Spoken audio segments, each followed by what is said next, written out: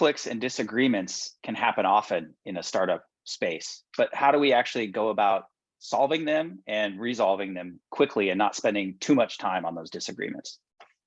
I think the most important thing is actually to back up a little bit and just ask the question, how do you feel about conflict?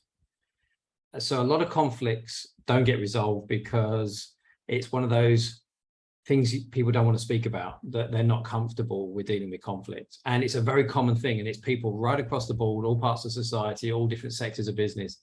And as leaders, we're meant to be people who can deal with conflict. So it's the entrepreneur who sometimes even creates conflict, or that amazing manager who knows how to dissolve conflict. But actually, there is very simple ways that we teach that to get their conflict resolved. But actually, the more valuable thing is usually just to look at how you feel about conflict. And more conflicts happen that don't get resolved, or they drag on longer, or they escalate because so many people are uncomfortable with dealing with it. Or here's the other thing, they don't create enough conflict. And what I mean by that is they don't speak up and say, I disagree, because they don't want to create the conflict. So in someone's team, in your team as a tech leader, you may not feel comfortable with conflict, so therefore they happen more than they should and they don't get resolved as quickly.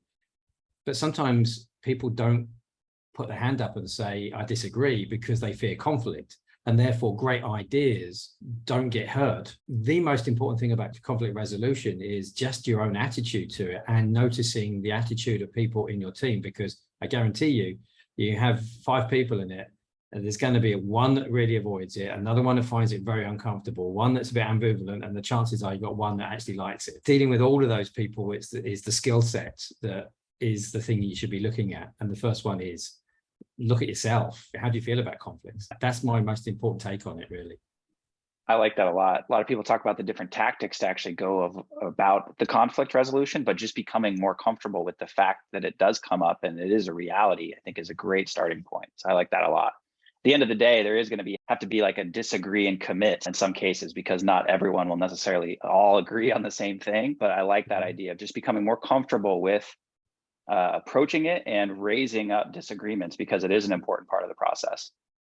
And actually, conflict, when managed well, can be a very creative process. You can actually, when it turns into someone who's, I disagree, I think it's this, I think it's this. Actually, if you manage that well, you'll often find hybrid answers or new ideas out of that. But if you don't deal with it, you get stuck in this and this opposition. But if you manage it well, you'll actually find better and better answers and better solutions come out of this.